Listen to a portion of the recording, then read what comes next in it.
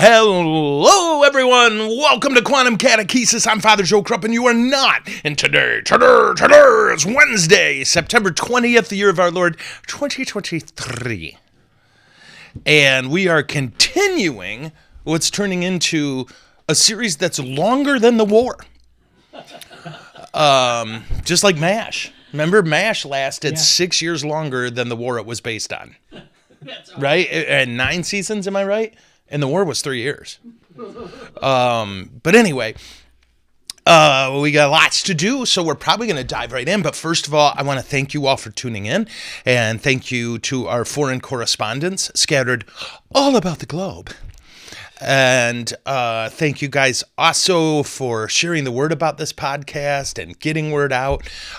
For those of you who haven't been listening, your soul's in jeopardy. But just by listening today, you've made it better. For 8 episodes now, I think, we have been covering the rise of Japan all the way up to where we are now, which is in the midst of World War II, to kind of help us get to a point where we look at the dropping of the atomic bomb in its proper historical context. And that's our goal. And so when we last left our intrepid heroes, our Marines, they had taken the island of Saipan at enormous cost. And it was yet again another battle where the Japanese refused to surrender. 31,000 Japanese troops were defending that garrison. 31,000 Japanese troops died. And the American forces, you may remember, lost 14,000. So where this is going to take us is to Guam. But I did get a message from someone who asked why I keep saying Marines when the Army was there as well. A couple simple reasons. First, the Army was primarily not there. Right, there were some Army personnel there, but in comparison to the number of Marines, also, the Marines dictated the tactics, right? The Marines' job is to blast in, punch holes, do as much damage, and then the Army follows and solidifies the positions, right? And it was one of those things, if you read about it, the Army and the Marines ended this war with a lot of bitterness toward each other, a lot. And some of it was they just fought different. The Marines' job was not to take and hold ground. It's the Army's job. Our job is to take the ground, to punch holes in the defense, as it were. So Marines blitzed, whereas Army didn't, as a general rule. Now, I'm, of course, speaking in huge sweeping generalities, but just keep that in mind. If you know an Army veteran from these campaigns, there's a pretty good chance that they've forgiven the Japanese, believe it or not. There's a pretty good chance they haven't forgiven the Marines, and vice versa. It really, I don't know if we'll get into this. I haven't really planned that far ahead, but you'll see when we get to Iwo Jima that 50 years after the Battle of Iwo Jima, which was the worst one, the surviving Americans and surviving Japanese came together on that island and celebrated together. But the Marines and Army stayed separate. It's remarkable how ticked they were at each other. And of course, everybody hated the Navy, right? Both groups hated the Navy. Anyway, so where are we now? With Saipan taken, the U.S. forces just started to move right down the chain, and they came ashore in Guam on July 21st. They landed with 36,000 men, and they fought the 18,500 Japanese defenders for about 2 weeks, more or less, a little more. But as on Saipan, and it was grotesque, and it was awful, and it was violent, but I feel like I covered as much of that as I could stomach in the last one, so I'm not getting into great detail here. But as on Saipan, the Japanese fought to the death. All 18,500 defenders died. There were 480 prisoners taken, a vast majority of whom were Korean slaves that the Army brought along to dig for them. Right after that, and again, I don't know how to pronounce some of these islands, right? This one is, I think, Tinian. And the Marines fought there for 6 days. Now, here's the key. The island was declared secure on July 30th, but the Japanese fought from the jungle way after the war. Right? There were still Japanese soldiers that got pushed into the jungle, and they stayed there and fought little guerrilla campaigns until way after the war was over. So with that, the U.S. brought in the Seabees, who began to build massive airfields. What's the deal here? Well, the U.S. was working on a bomber that is the most expensive piece of military equipment built in history. It's called the Super Fortress. And it was a bomber that could carry more bombs longer than any plane ever conceived of before this. And they need long runways, as you can imagine. So with the Marianas Islands secured, there was a fight. And what was the fight? Admiral Nimitz wanted to bypass the Philippines and just go straight for Formosa and Okinawa, right? And then we could use those bases to attack the home islands of Japan. Douglas MacArthur insisted on fulfilling his promise to the Filipinos, right? Remember when they drove him out of the Philippines, he said, "I shall return." And he wanted to hit the Philippines and Okinawa. President Roosevelt was dragged into the debate. And now a key thing about this, Roosevelt's dying, and there was no one who saw him who doubted that, right? You want to keep in mind that of all the people in World War II, of all the leaders, the only two that survived World War II were Hirohito, right, the emperor in Japan, and Stalin. That's it, right? Churchill was defeated in an election. Mussolini was killed. Hitler killed himself. FDR died.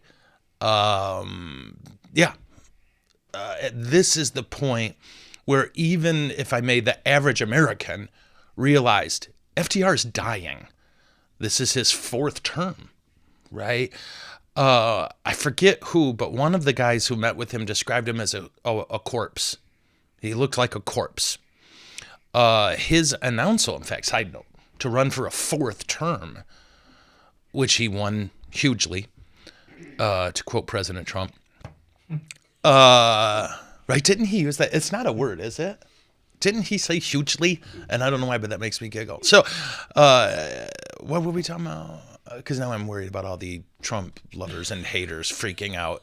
Yes, I said the name. Sorry. What were we talking about? The only case made against FDR was, "You're dying, dude. What are you doing?" His ego, or whatever it was, did not allow him to take that into consideration. And again, as a side note, he had met with his vice president twice. That's it. Right? You're going to see when FDR dies and Truman is handed the war plan, he knows nothing. He did not even know that FDR had commissioned the building of an atomic bomb. Isn't that crazy? Something you'd want to kind of tell the guy who's going to take over when you're going to die the next day. But, okay, what were we talking about? So, in the end, you have to remember, FDR did not like MacArthur. No one really liked MacArthur. He was weird, but FDR sided with him. Okay, so the plan is chosen. We're going to go after the Philippines. So what he knew was we got to take Peleliu and the Palau Islands, so that we can then hit the Philippines proper. On September 15th, the 1st Marine Division stormed ashore. And they captured a nearby island called Anguar, and they thought the operation would take several days. That was the plan, right? We'll do this in about 10 days. It took 2 months. The Japanese fought hellaciously here. And not only that, but they had a number of Korean slaves who they had build massive tunnels you could drive trucks through, tunnels that had electricity, all working through the island. It's 11,000 defenders, Japanese defenders, fought ferociously. And it was bloody, okay? It was an awful, awful fight. Well, here's how, what's his name described it. Quote, "It was a bloody, grinding affair." On November 27th, after all the fighting, 2,300 Americans were killed, and all 11,000 Japanese that they could find were dead. Now, a number had retreated to the jungle and continued fighting until 3 years after the end of World War II. 3 years after the end of World War II is when they finally surrendered. Because, again, the emperor flew out. Right now, you can't hear his voice. So what you know if you're a Japanese soldier is the emperor's on that plane. I'm your commanding officer. Right, but of course, I don't know how much to get into this. Right, when you get into these Japanese guys who did not surrender for years and years and years, up to 1980 something, the problem was their belief was only the emperor or my commander can liberate me, can free me. And here's the thing, all their commanders killed themselves.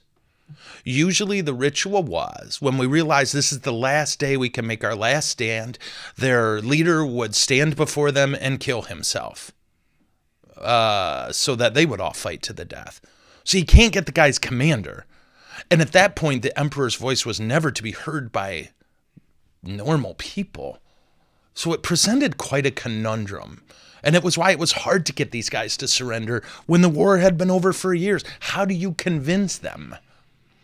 Men died of old age in that jungle before they ever surrendered. Crazy stuff. So, Peleliu was finally, the last Japanese soldier there surrendered 3 years after the end of World War II. So these are cases where we say the island is secure. Namely, the Japanese defenders who we didn't kill and are still around, they can't really put up a defense or we can use the island as we wish. Okay. How are we doing so far? Really good. Oh, great. So I think the way you say this is Leyte Golf. Okay? Leyte. And again, I've read these things, but I've never heard them spoken. So I'm guessing. And if anyone knows different, please correct Carrie. Right. You're welcome. Yes. So now we're in the eastern Philippine Sea. The Allied forces arrived off of Leyte on October 20th, 1944. That day, the 6th Army, so now we got a serious force of Army personnel coming, they started moving ashore. So here's where we are, guys. Remember that some time ago, the Japanese military leadership figured out we cannot win this war. Now they're trying to think about how to defend the home islands. But at the same time, there's another thing at work. And I think this next story will be a good example of it. What else is at work besides this hunger to defend the homeland? If we can't win the war, what can we do? We can bloody the Americans till they're just sick of it and offer peace terms.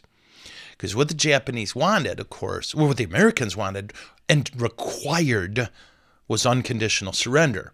Japanese were not willing to unconditionally surrender. So the hope was, we just make this as horrible as we can, and the Americans will sue for peace. This has been their defining tactics for a year now. The Japanese Navy threw the rest of their fleet at this, everything they had left. And they knew it was a suicide mission. So this is the other thing at work. Besides defending our homeland, there's a thing in the Japanese mind at the time. And it's best exemplified in this story that they were meeting. You had the Army and the heads of the Navy, the heads of the Army meeting together to divide resources because there's very little resources left.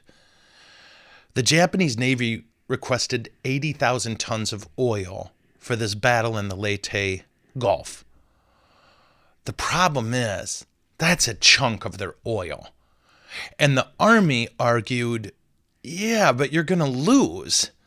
We could use that oil in our invasions, and they were still, don't forget, they're invading India at this point.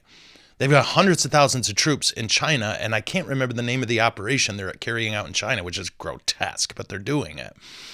Ichigo. I can't believe I remember that. I think it's called Operation Ichigo. Not Ichiro, greatest baseball player of my lifetime. Ichigo, I think. Anyway, the guy who took notes at the meetings, which they do, recorded that they all started to weep, everyone in the room, as the Japanese admiral requested that you let the Japanese Navy die with dignity. Right? Give us this oil so that we can meet our end nobly. And the Army and Navy in Japan hated each other on a level it would be very hard to describe. But the secretary recorded they were crying. The Army, as they said, of course. Right? You should be able to die. You've done great things for the empire. You should be able to die in battle. This was so clearly the case to everyone involved that there are numerous notes that the admiral was given from the seamen below him saying, yeah, but this isn't the, we want to die taking something. We want to, like, it was so clear to everyone, including the lowest ranking guys, that they were saying, well, we don't want to die trying to attack fuel ships, which is what they were going to do. We want to die fighting battleships. And the admiral literally gave a whole speech, and it was just, we can't. We don't have those things. It's a heartbreaker.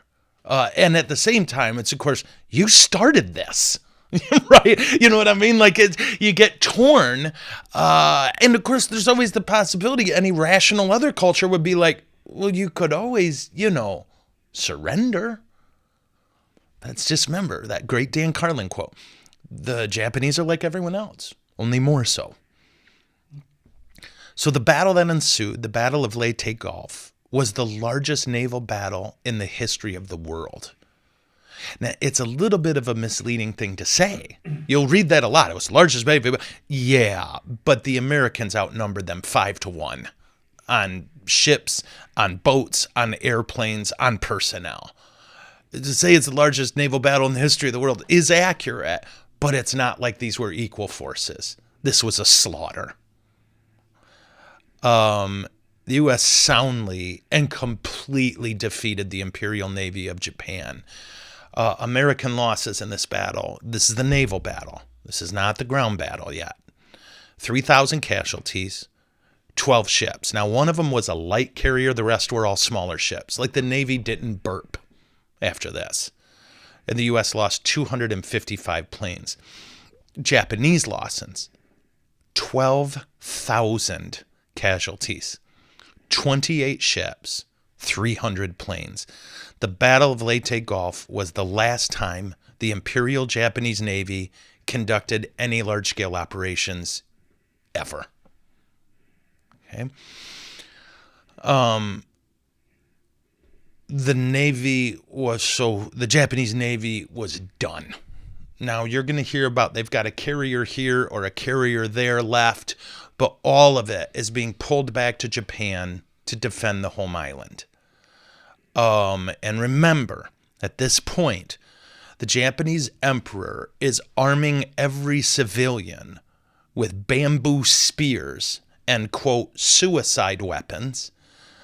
And we don't even really know what they had, but there were things they were trying to devise that would help them in this battle for the islands of Japan. And the battle cry over and over, American bombers saw it flying over the cities. They painted on their roofs, 70 million souls as one. right? You have to kill all of us. I was telling Carrie before this that, as far as I know of, the world has only twice dealt with a military that did not really believe in. They had tactical retreats, of course, but outside of tactical retreats, Japanese troops just would not surrender. And I said the only other ones I could think of were the Spartans, where it was against the law to surrender, right? You died. And whenever other countries fight like these two, Spartans or Japanese, there's always that, we don't know what to do.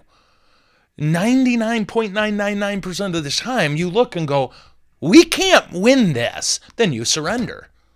Or you get the heck out of there. They didn't. You fight. Why? For the emperor. For Japan.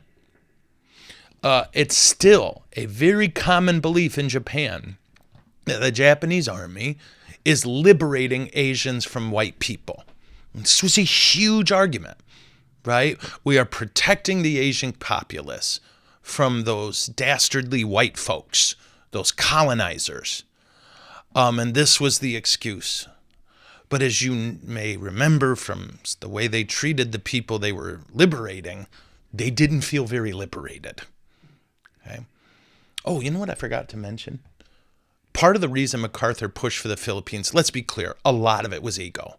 You are talking about a man with a ludicrous ego. But he also knew there were Marines that had been enslaved by the Japanese since the first Battle of Japan for the Philippines, right? So the Japanese were defeated at sea, and MacArthur's forces pushed across that gulf, supported by the 5th Air Wing. They fought through rough terrain and awful weather, and on December 15th, Allied troops landed and met little resistance at Mindoro. So they used that to prepare for Luzon. So these are some islands in the Philippines. I believe the Philippines are comprised of thousands. Like I want to even say 7,000. Do you know? I don't know. There's thousands of islands that are the Philippines.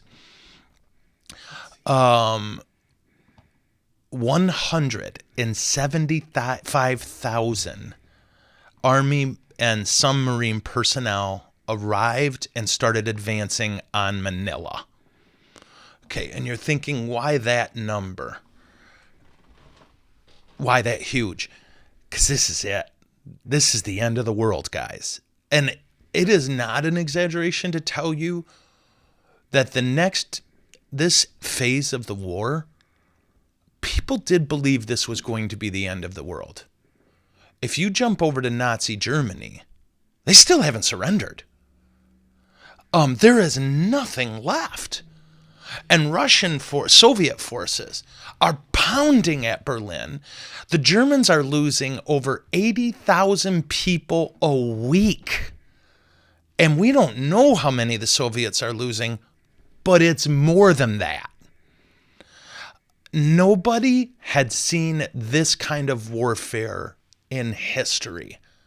This is just naked slaughter. And the Nazi refusal to surrender was shocking. Like at this point, Hitler's launching rockets at Britain. Okay, they're done. The Nazis are done. All of the Nazi empire is now squished into Berlin. There are 13 and 12-year-old boys fighting for the Nazis. There's nobody left. But they're not surrendering. Nobody had seen this before. In Italy, they've grabbed Mussolini, dragged him and his wife in the streets, and beat them to death with farming tools. The world has gone mad. In China, Japan's not even trying to win anymore. They're just trying to kill as many Chinese as they can.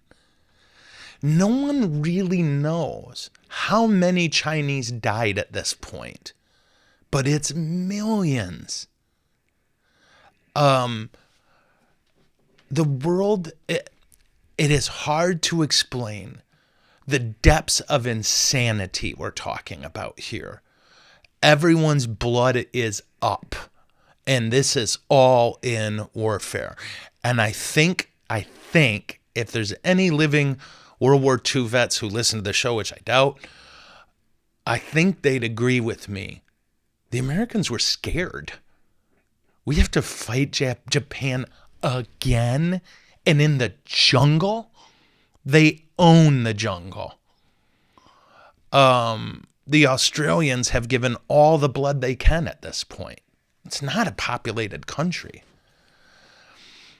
We brought 175,000 men to fight because we thought we would need that many. Okay? This is insanity. You look at what's going on in the world now when we freak out, and I get it. This is nothing. This is when I tell people, right, that statistically, you live in the least violent time in human history, and people have a hard time believing that. But look at what's happening, right? At a time when the population of the U.S. is a third of what it is now. We're throwing 170,000 people at an island. Think about that. That's just one part. That's the smallest part of the theater. The European theater was much bigger. Everybody emerges from this time depopulated because we've killed everybody. It's really astounding to think of. The fighting, what's fascinating about this, the Japanese don't surrender here until way after World War II. But again, the U.S. is able to secure and hold areas and say that area is subjugated. With that in mind, the taking of Manila was ferocious. And what makes it completely insane is the Japanese army decided not to fight. This was a small contingent of Japanese Marines who were like, nope, we will not retreat. So they stayed in Manila and fight. And you guys, 100,000 Filipinos died in the battle for Manila. Think about that. In a 28-day battle with bullets and stabbing, the city was liberated in early March. The cost was horrific. And again, you're encountering this phenomena of American Marines and Army personnel completely losing their minds, being sent home because they became zombies. And why? The most clear was the horrors they saw the Japanese inflicting on the Filipinos. That the Japanese policy was a form of genocide at this point. If we're going to lose the Philippines, we're going to kill all the Filipinos. This is what I wrote. As the Americans advanced, they discovered the torture and slaughter of Filipinos, and it's frankly unspeakable. I've read some on these times, but I have to stop. I've never encountered war crimes like the ones I read about in this time.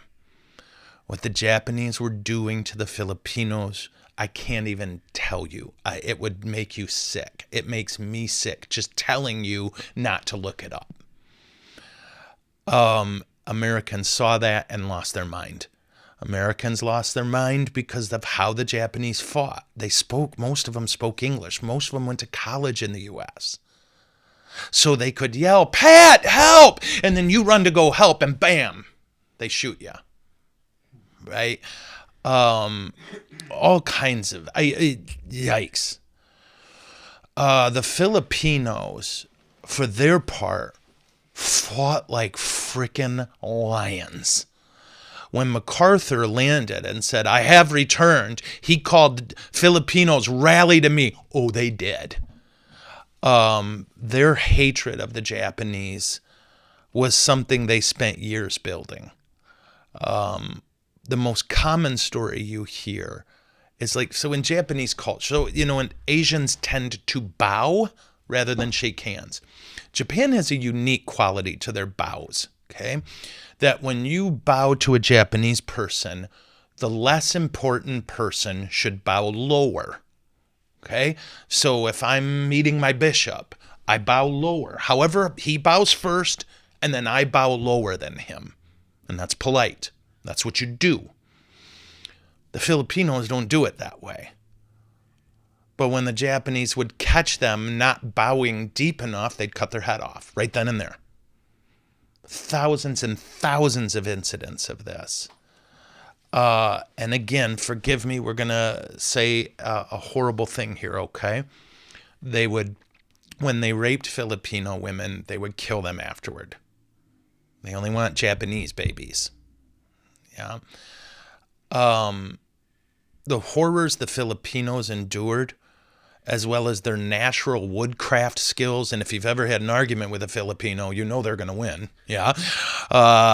They gained the undying respect of the U.S. military. The armies and Marines all talked about, dear God, never fight a Filipino. Right? They helped liberate their own country with their blood. Yeah.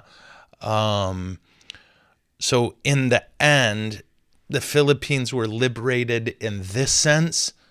We had some major cities, and the areas we took were secure. But the Japanese fighting there did not surrender till way after the war. Okay. How we doing? Okay. Philippine Islands. Yeah. 7,641. Well, I was close. Mm-hmm. Yeah. Okay, so Uncle Chuck came through the Philippine Islands. There's 7,600 of them. Yeah. It's stunning. I'm getting a lot more done today than I thought. Are people at peace? Am I going too fast? No. Now we get to the big one. We have not hit the big one yet. This is Iwo Jima. And as with most things in the Pacific, most Americans, even at the time, didn't have an understanding of the fighting in the Pacific. They cared about Europe. We had 1 billion people there fighting. We had a much smaller group fighting in the Pacific.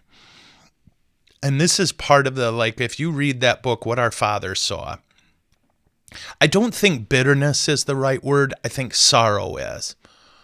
That most Marines who talked to this young man interviewing them said, nobody understood. You fought in World War II? Oh, where were you? We fought in the Philippines. Oh, they're disappointed, right? Oh, you didn't fight in Europe? That's where the real war was. That was the idea that most people had. We're just fighting Japanese. There wasn't a lot of respect for these guys when they came home because no one really understood how bad it was. You can read about combat in Europe, and the only thing you'll encounter that's close to the horrors the Americans in the Pacific saw was when they found death camps, right? When they found the Nazi death camps, a lot of American soldiers snapped, right? They just lost their mind. For the Marines and the Army fighting in the Pacific, that was a daily occurrence. It's hard to explain, and part of the reason this guy wrote this book is because of how many of the Pacific War veterans he talked to, their initial pitch to him was, I'm not going to try, you'll never understand. Right? You'll just never understand. Why didn't you tell your wife? What, so she can't sleep? You know, there's that thing at work. I got to protect my wife. I got to protect my kids. But there's also that phenomena of it's not like you'll ever get it. This wasn't Europe. There were no rules here. And like I told you, that I think his name's Eugene Sledge. I know his last name's Sledge. If you want a sense of it, read his books. He was there. He was at Peleliu. He was at Iwo. He was at all these. And he describes it if you want.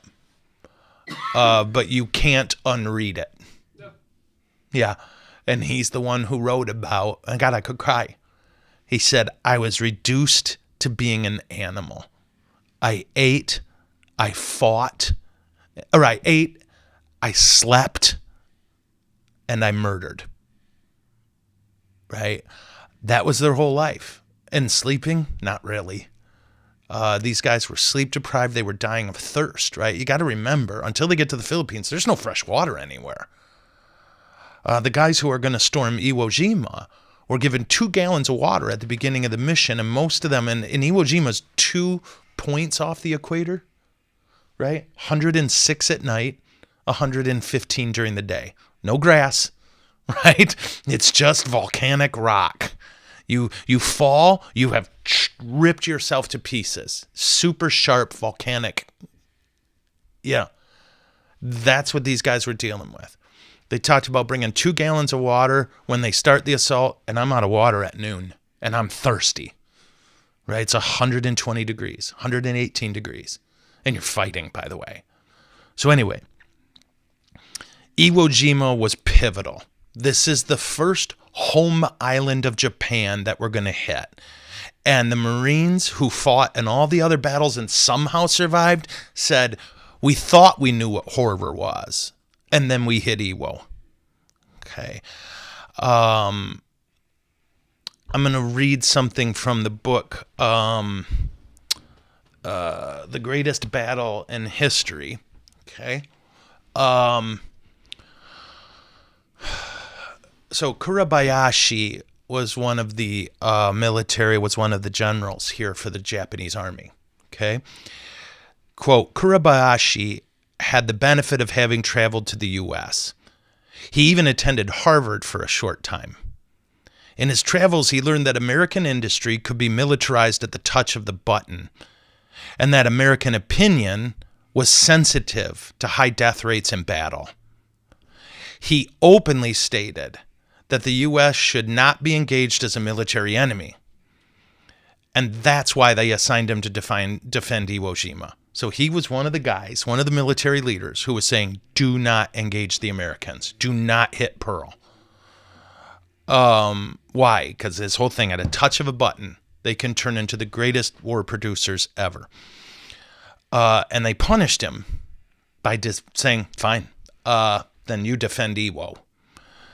Once assigned the post, he took on the matter of American sensitivity to casualties as a tangible strategy. Quote, this is what he wrote. If American casualties are high enough, Washington will think twice about invading Japan. End quote. As for the Japanese view of casualties, a different mindset altogether was predominant. The strategy of sacrifice until there are no survivors.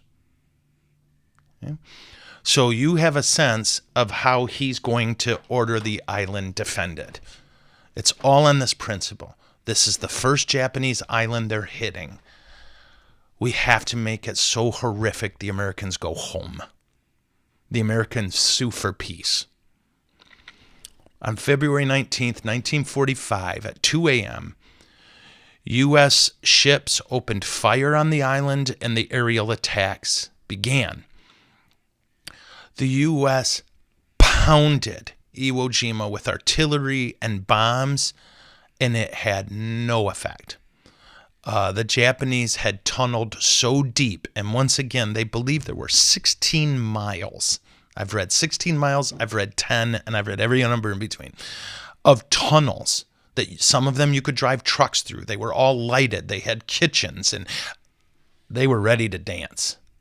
There are Americans who talked about walking through tunnels and hearing Japanese people below them and above them. Okay. So anyway, the next day at 9 a.m., the first landings began. There was no resistance. And so we just kind of kept coming. And by the end of the day, there were 70,000 Marines amassed on the shore, and they were crowded. Some of them began to panic because they were wedged so tight they couldn't get their rifles up. And that's when the Japanese opened fire with their artillery. Thousands of Marines died before the invasion officially started. They were just stacked on the beach, 70,000 deep. And that's what they were waiting for. It was a turkey shoot. That was the beginning. Over the next several days, American forces advanced slowly under heavy machine gun and artillery fire. The fighting was fierce. The Japanese fought brilliantly and wildly. They were able to move troops all through their tunnel network. And so the Americans would think, well, we secured this area, and then they would just use the tunnels and get behind the Americans. This was also the first battle where the U.S. experienced mass kamikaze attacks. What is kamikaze? It means divine wind. Kamikaze. Kami is divine, kaze is wind. And there's a lot of misconceptions about kamikaze pilots, so let's because this is a defining element of the rest of the war.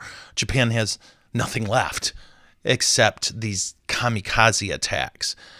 And in short, they take a few forms. One is a pilot simply loads his plane with bombs and then flies at a target and crashes. Okay. Another is they even had built missiles at this point with a kind of cockpit. There's no engine. But there's a dude in the nose of the missile directing the missile right to a target. Again, they didn't have lasers back then. There's a lot of ways to look at this. Now, some of the misconceptions about kamikaze pilots, well, here's the best example. And all this comes from a study a Japanese sociologist did, who, when they formed these kamikaze brigades, interviewed these guys, right? And wrote her findings down. But here's the thing. When the emperor asked for volunteers, we need volunteers to be kamikaze pilots. How many volunteers do you guys think there were? Like, we have the exact number, and it's 0. Yeah, not one, right? These people aren't crazy, right? They're different than us. They think different. They do everything, but they're not stinking nuts. Well, the whole world is mad at this point, but apparently not that mad. In the end, here's the other shocking thing. So then they picked a bunch, and everybody agreed. Nobody resisted. Not one. Did they all love it? No. Did they all hate it? Nope. All kinds of variation in the type of men who were kamikaze pilots. College students tended to be the most willing. And of course, this makes such sense if you've ever lived in a university setting. The more educated a person is, the less smart they are to some extent. And you see a lot of this at work here, right? So Dr. Peter Kraft, I love this quote. He said, there is no belief so stupid that a PhD can't defend it. Isn't that great? But anyway, rich, poor, the whole banana. In terms of who was in it. The night before their missions, they were just given a room with food and drink and told, all right, see you tomorrow morning. And this sociologist described men crying and screaming, men celebrating. It was just a weird mash of humans. The policy was pretty simple. Once you launch, find a good target and take it out. If you don't find a good target, come home. The 9th time you come home, we kill you. Yeah? You should find a target within 9 attempts. That's the belief. I don't know where they picked 9. I don't know how, but they picked 9. Were they effective? Oh, yes. Yes, these are extremely effective attacks. Now, the Brits did fine against them. On their aircraft carriers, the tops were metal. I don't remember what kind of metal. I'm not good at that sort of thing. American aircraft carriers were like Japanese ones. They were wood decks. And those just are great targets for kamikaze pilots, right? You just load up his plane with explosives and slam into a deck, and that's a lot of boom. Kamikaze pilots would smash into infantry positions. If infantry was bunched up, great. I'll crash my plane into them. They smashed into tanks. They smashed into aircraft carriers, all kinds of stuff. I think that covers it. Does that cover kamikaze? Okay. How's everybody doing? Oh, yeah. So if that started later in the war, did they not have kamikaze pilots at Pearl Harbor? No, they had kamikazes. This was a tradition. They didn't use any at Pearl. And in most of the other battles, a kamikaze pilot was a guy whose plane, so think of how many times we sunk Japanese carriers at Coral and Midway. Well, those planes are in the air. They got to land somewhere. Many of them chose to land on the American aircraft carriers and blow themselves up. You know what I mean? Instead of ditching into the sea, like one American, not to be funny or crude, but testify, well, not just one, a few of them bringing their plane down. And when the Americans realized, they thought, oh, he's surrendering, that they were flipping Americans off with both fingers or shaking their fist in rage. So you have that. This is the first time it becomes, this is a sort of weapon we're going to use and plan to use. Does that help? There were kamikazes before this, but they tended to be guys who figured, well, this is the last resort. It just seems to me, in seeing movies about Pearl Harbor, they use it, but is that No, really not accurate? really. No, they just pounded us. They didn't need to do that. Okay. We didn't really have anything to defend against that attack, right? That the only way, so at Pearl, if you think about it, and again, I don't know if the movies show this, I can't remember, the way we parked or docked, whatever the proper term is, our ships, is we would put one ship and then we'd put another ship on the outside of them. And these were World War I ships that the Japanese were fighting at Pearl, right? They were not good ships. You blow up the outer one and let the fire consume the inner one. But guys could get and did get on those inner ones and shoot flak, all kinds of stuff. But they never really, the Japanese didn't really, I don't remember exactly how many planes they lost, but it wasn't many at all. Okay. There was no point where the Japanese were, once it started, where they were really under any kind of attack. So kamikaze, this is the first time where, they tell Chuck, you are now a kamikaze pilot. You have 9 missions to die for the Empire and take the enemy with you. Right? Before that, kamikaze was considered an acceptable tactic if there were no other options. And Americans did that too. Don't forget that. Americans slammed their crashing planes into Japanese targets. Right? Which is pretty wild.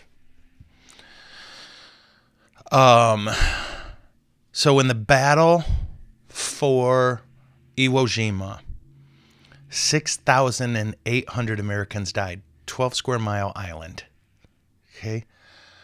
Out of the 21,000 defenders, 20,730 Japanese died.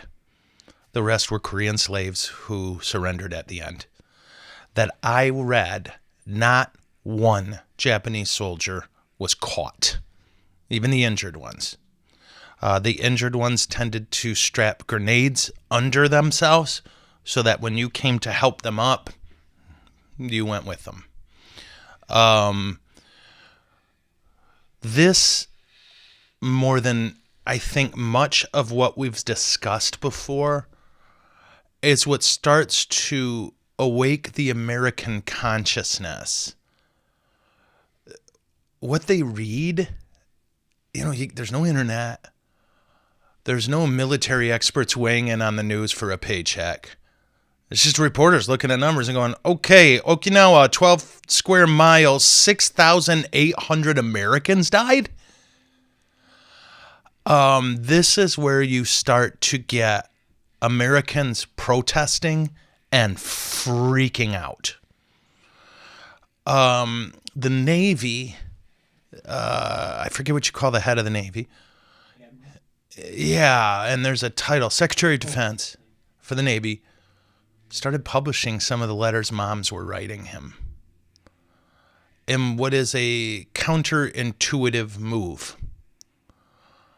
what the U.S. at the highest levels are starting to figure out is we can't take Japan without losing. Their estimates were between 1.3 million and 3 million Americans. We will not be able to take it. And here's the thing, guys. That's a chunk of the entire male fighting population. It's most of us, right? So most of the males in the U.S. who were of fighting age, who weren't already committed, most of them would have to go to Japan and fight. And fight people who fight like this. And at the same time, we can't stop. Why can't we stop? This is a train. This is a freight train that the Japanese push downhill. We can't just say, okay, war's over and go home. They'll rebuild. And then what was all that sacrifice for? What's all this blood for? You may have talked to Iraq and Afghanistan veterans who are still furious we left because we didn't get to finish the job. Right? My buddy died there for what? A bargaining chip? We were to the point where the U.S. recognized, for right or wrong, we have to destroy Japan. That's the only option left to us. They will not quit. And as you know, in retrospect, plans were underway to develop a weapon that will end the war. And what we're going to hear about is, I think I'm right, okay? The U.S. is going to develop a weapon that is not an atomic bomb that horrifies even the Americans who remember, and again, Americans now can't conceive of this. We can't stay focused on an issue for a week. We're still ticked about Pearl. Right? We're still furious about Pearl. We have hundreds and hundreds of thousands of dead young men, millions of dead Chinese, hundreds of thousands of dead Filipinos. And now they're invading India. Right? And running into an English freight train, by the way. We should do a show on that sometime. We got a question. Let me switch over. Oh, okay. Hold on, sis. Okay, let me put my glasses on. They were used at Dutch Harbor and the Aleutian Island. Kamikazes, yep. The Army found one suicide plane that crashed and confiscated the plane to gain information on mechanic. My father had a photo of the plane. That's so cool. This might be the plane. Is this the one where they figured out, someone just explained this to me, that Japanese planes, they found Zeros as fast and light as they were, and of course no armor at all. They couldn't go left. Seriously, somebody was just explaining this to me, and it fascinated me, and I looked it up. It's like, oh, yeah. So I wonder if this is the same plane, which is really cool. So thank you, by the way, for that. Nancy Kelly. Oh, Nancy. Hey, Nancy. All right. So the Navy is getting pounded with letters like, Dan Carlin in, what's it called? I can't remember. I'm sorry. But he read one of the letters, and it was literally a mom just writing, stop, please stop, just over and over to the Secretary of the Navy. You have to stop this. Americans were realizing the Japanese wouldn't surrender. The military already knew it and were starting to make plans. At this point, you have a fellow named Curtis LeMay, who, there are people who will say he's one of the greatest war criminals our country's produced, and there were people who will say he's one of the greatest heroes, and it's hard to figure out which. But he began tinkering with bombs to figure out a way to unleash hell from bombers in a way that's never been seen before. And he succeeds. And this is, again, pre-atomic war. So, okay. So I hope we're doing okay. I know we're in dark territory. And if this gets to be too much for you guys, you have to let me know. If you need me to break from this topic and go to another one, I don't know if you're enjoying's a funny word, isn't it? But isn't this better in a sense than going, atomic bomb bad, right? Of course it's bad. Is it a worse evil than the other option? Yeah. Okay, so when we get back, which is I think next Wednesday, we will next Wednesday I'll be on convocation, won't I? Yeah, Okay, I'll cover this on Friday. Okay, so we will not pick this topic again for 2 Wednesdays. Next Wednesday, I have a podcast lined up for you, and then we will play one Thursday because I don't want to leave them on next Wednesdays, which is kind of dark. Next Wednesday, we'll look at the future of the church, and then on Thursday, how do we respond to the future of the church? So this week, we have our question and answer on Friday. I'm excited about that. And then when I get back from the priest convocation, we'll start the invasion of Okinawa. And that's when the bombing of Japan proper begins in earnest. Okay? So I'm so grateful for you tuning in. I am. And I know many of you are like me, more comfortable when I'm talking about Jesus, but I'm glad so many of you have written me and said this is helpful and you're enjoying it. That means the world to me. I always feel odd when I go too long off of this. So let's wrap this puppy up with a prayer. And I will not see you tomorrow. I got to get so used to that. Oh, and we do have the interview set up with Greg Rasmussen, don't we? Okay, we are so excited, guys. We have an interview coming up with Greg Rasmussen, who we've interviewed before, but who grew up at Los Alamos where they developed the atomic bomb. His mom and dad worked there. And he is a neat guy. I just love him very, very much. So I can't wait for you all to meet him. Salad pray. In the name of the Father, and of the Son, and of the Holy Spirit. Amen. Heavenly Father, war is an awful thing. To throw so many young lives into the ambitions of others. God forgive us. And God forgive us for our comfort with war simply because it's far away from us. And Lord, we ask that through your love and mercy that we be instruments of peace. And that we stop focusing on these massive goals of changing this or changing that in the world and instead let you change us. So that in our violent and disrespectful at times culture, we can be lights. We ask that you heal all the generational wounds inflicted by this awful war. And we thank you that Japan is our friend and our ally, and that we have found peace and respect. Who knows, Lord, what you're capable of when our most intransigent enemy can become one of our greatest friends. That is you at work.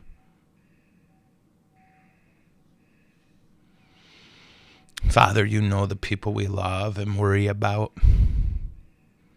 And you know all the circumstances that we fret about. And we give all of it to you, Lord, because we love you and we trust you. And may Almighty God bless you all, the Father, the Son, and the Holy Spirit. Amen. My Kung Fu is strong. I'll see you beautiful people Friday. And until then, frozen peas are my gift to you.